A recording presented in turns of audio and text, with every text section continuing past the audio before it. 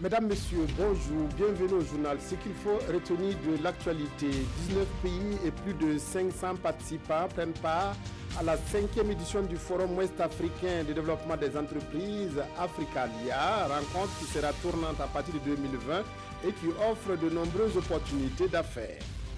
Donald Trump veut contenter à la fois la NRA et les Américains. Le président américain a proposé hier d'armer les professeurs pour faire face aux tueries dans les établissements scolaires américains.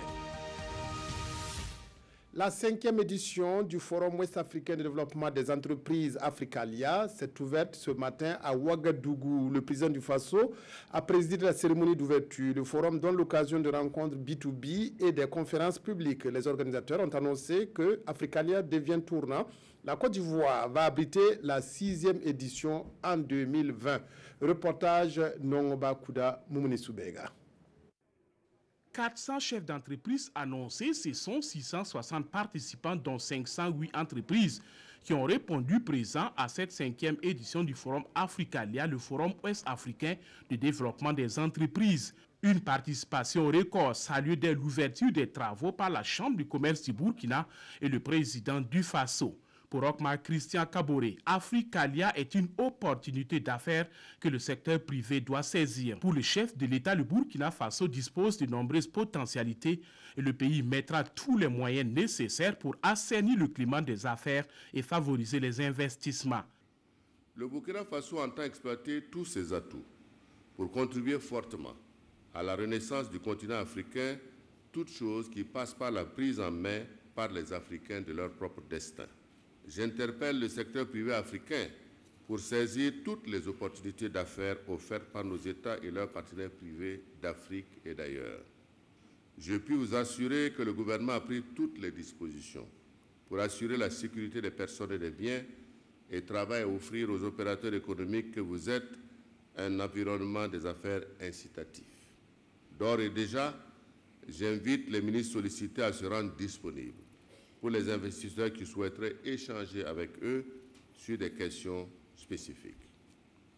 La représentante du parrain, le président de la commission de l'UOMOA et le représentant du président de Futuralia ont salué les efforts déployés par la Chambre de commerce du Burkina et les autorités pour faire d'Africalia un rendez-vous majeur des affaires. Faire de cette 5e édition un succès, c'est ce que souhaitent les organisateurs du forum. Et au regard de la participation, ils restent convaincus que les défis seront relevés. C'est une édition qui, aujourd'hui, au regard donc, des chiffres des entreprises qui sont attendues à Africalia, montre clairement effectivement donc, que l'événement va en grandissant. Parce que une moyenne de participation des différentes années passées autour de 450, aujourd'hui nous atteignons 600 participants. Donc c'est à l'honneur de Africalia. Avec 19 pays, ça bat le record des éditions passées. Aujourd'hui, si vous regardez, c'est tous les continents pratiquement. Donc ce qui veut dire que les investisseurs ont confiance à la destination de Burkina Faso. Et que ce soit des rencontres fructueuses et comme des rencontres des affaires, que les entrepreneurs puissent nouer des partenariats gagnant-gagnant. Après l'ouverture, le forum se poursuit avec un exposé sur les potentialités d'affaires qu'offre l'espace UOMOA et des rencontres B2B. Et en attendant les recommandations et les conclusions, les organisateurs ont annoncé que Africalia devient désormais tournant. Et c'est la Côte d'Ivoire qui va abriter la 6e édition en 2020. Avant de présider la cérémonie d'ouverture du Forum Africalia 2018, le président du Faso a accordé un entretien au président général international de la société Saint-Vincent de Paul, Renato Lima Oliveira, a sollicité à cette occasion le soutien du Burkina pour une meilleure réussite des actions de sa société. Ce sont des actions caritatives menées depuis 1956 auprès des pauvres et des jeunes. Jean-Eudes Bayala, Olopoda, reportage. Utilisons notre vie pour faire du bien. Cette devise qui guide les pas de la société Saint-Vincent de Paul se matérialise par des actions caritatives dans différents diocèses au Burkina Faso depuis 1956. C'est ce travail d'assistance sociale que le président général international de ce groupe religieux est venu présenter au président du Faso et sollicité son accompagnement. The audience with our national president of the Republic of Le président du Burkina Faso a souhaité que nous was very améliorions notre collaboration en vue de venir en aide aux populations. Aujourd'hui ou demain, je vais visiter plusieurs activités de jeunes, rencontrer des religieux. Un excellent agenda a été préparé ici. J'aurai d'intenses travaux pendant ces 2 jours avant de m'envoler pour le Nigeria. C'est notre première visite en Afrique et nous avons voulu commencer par le Burkina Faso parce qu'ici, un excellent travail est en train d'être fait pour aider les populations démunies. working with charity. Présente dans 150 pays à travers le monde, dont 41 pays en Afrique, la Société Saint-Vincent de Paul intervient dans la discrétion, dira le président national Justin Zinkoné. Ses cibles sont les personnes les plus pauvres et les jeunes en situation difficile. Les personnalités continuent de se succéder chez le médiateur du Faso. Ainsi, Sarah Sérémé a reçu hier le ministre des Mines et des Carrières et des représentantes des vendeuses de fruits et légumes. Le ministre des Mines est allé inviter le médiateur du Faso à participer à un forum qui sera bientôt organisé à Ouagadougou. Les vendeurs de fruits et légumes, quant à elles, ont saisi l'opportunité pour lui présenter leur association. Kosoun Koulibaly, Frédéric Etienne Bassenga. Sarah Sérémé reçoit le ministre des Mines et des Carrières. Oumarou Idani est allé féliciter et encourager le médiateur du Faso et solliciter du même coup sa présence au forum artisanal des miniers. Solliciter l'appui du médiateur, il faut la remercier qui a d'ailleurs accepté pour qu'elle vienne participer à ce forum, qu'elle donne même une communication sur notamment les expériences réussies en matière de médiation, sur la possibilité, surtout pouvoir convaincre les gens qu'il ne sert à rien de travailler comme dans une jungle. Les représentantes du syndicat national des vendeuses de fruits et légumes, elles aussi sont là pour féliciter le médiateur du Faso. Mais au-delà, elles présentent leur structure à Sarah Sérémé. Le syndicat national des vendeuses de fruits et légumes profite de l'occasion pour solliciter l'accompagnement du médiateur. Problème de place d'abord pour exercer notre métier. Si vous remarquez, il y a beaucoup qui sont dans les rues. On veut lutter pour ça d'abord. Ensuite, pour pouvoir exercer de façon tranquille notre métier, ne pas être bousculé, ne pas être harcelé par qui que ce soit. Le syndicat national des vendeuses de fruits et légumes est fort de 652 membres. Il est nouveau dans l'univers syndical. Il a été créé seulement en juillet dernier. Le ministre de la Santé a entamé une tournée dans la boucle du Moun qui lui a permis de visiter plusieurs structures sanitaires.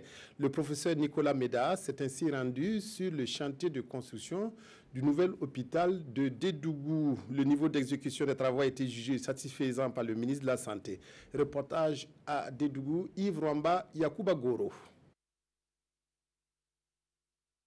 Sur le chantier de construction du nouvel hôpital de Dédougou, le ministre de la Santé est venu constater l'état d'avancement des travaux. Un projet de construction évalué à plus de 18 milliards de francs CFA et qui va permettre de doter la région de la boucle de Moun d'un hôpital régional universitaire pour une prise en charge efficace des malades. Les travaux de la maternité sont avancés, mais l'entreprise accuse un retard de plus de 3 mois. Globalement, les travaux qui avaient connu une souffrance de démarrage au début, avec même l'abandon du premier entrepreneur, ont été accélérés. Il y a 3 entreprises sur le terrain qui accélèrent, qui avancent. Et aujourd'hui, il y a une satisfaction totale par rapport à ce qui devrait se réaliser. Globalement, à cause de différentes difficultés de relocalisation de ceux qui habitaient sur le site, il y a un retard d'environ 3 mois et demi qu'il faut savoir gérer. Cette sortie du ministre a permis de relever les réalités du terrain et de mettre à nu les conditions de travail de ses collaborateurs dans cette région. Les locaux du centre hospitalier régional et l'école de santé Sainte-Edwige sont entre autres les infrastructures visitées. À toutes les étapes, les problèmes d'accessibilité aux soins adéquats, des ressources humaines, de matériel et de logistique sont évoqués. Pour trouver des réponses à ces difficultés, le ministre avec l'ensemble des forces vives de la région échange ici afin de dégager quelques pistes de solutions. Le dividende démographique ne devrait plus être un secret pour les femmes du ministère de l'économie, des finances et du développement. Une formation sur cette problématique a été initiée à leur intention à Koudougou dans le Boulkiemde. Elle leur a permis de maîtriser ce concept, de se l'approprier pour mener des actions de sensibilisation et de mobilisation sociale. Amado Ilboudo, Estelle, Judith Assorba. Les femmes du ministère de l'économie, des finances et du développement bénéficient d'une session d'information et de sensibilisation sur le dividende démographique.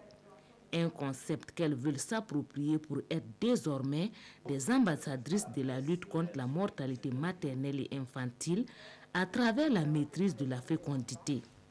À leur côté, ces hommes qui s'engagent à les accompagner dans cette tâche. Par rapport à l'évolution de la population qui est aujourd'hui de 3 à 1%, ce qui veut dire que si on continue à cette allure, notre population va doubler pratiquement chaque année. Et cela inhibe parfois les efforts de développement. Donc il faut réussir à trouver des stratégies pour assurer un équilibre entre l'évolution de cette population qui aujourd'hui est en majorité assez jeune et les efforts de développement, donc ce qui permettra d'avoir une meilleure redistribution donc des richesses au Burkina Faso. De l'avis de la directrice de cabinet du ministère de l'économie, des finances et du développement, pour qu'un pays se développe, il faut arriver à créer un équilibre entre le développement de la population et les richesses du pays. Et au Burkina Faso, cela est possible. Tous les pays qui se développent aujourd'hui, qui se sont développés, ce sont des pays qui arrivent quand même à créer un équilibre entre le développement de leur population et donc les richesses que nous produisons pour que chaque Burkinabé, quasiment 18 millions de Burkinabés que nous sommes, puissions chacun, là où nous sommes, pouvoir jouir donc des résultats donc de toutes les richesses que nous produisons au Burkina Faso.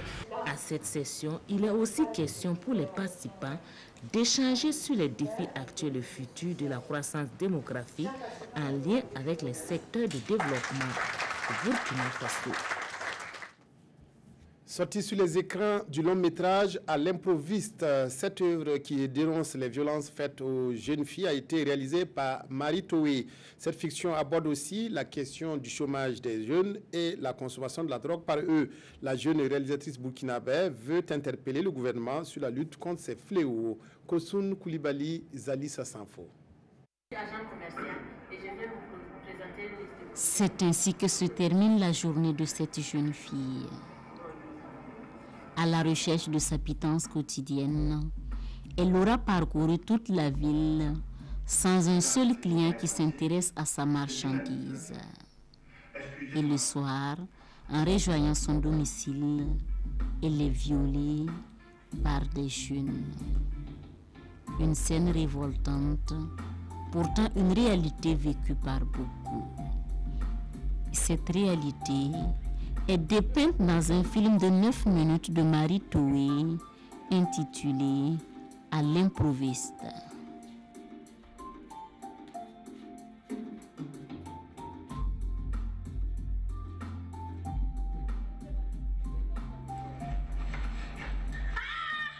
À l'improviste interpelle le gouvernement et en particulier le ministère en charge de la femme à rechercher des mesures idoines pour contrecarrer les violences faites aux femmes.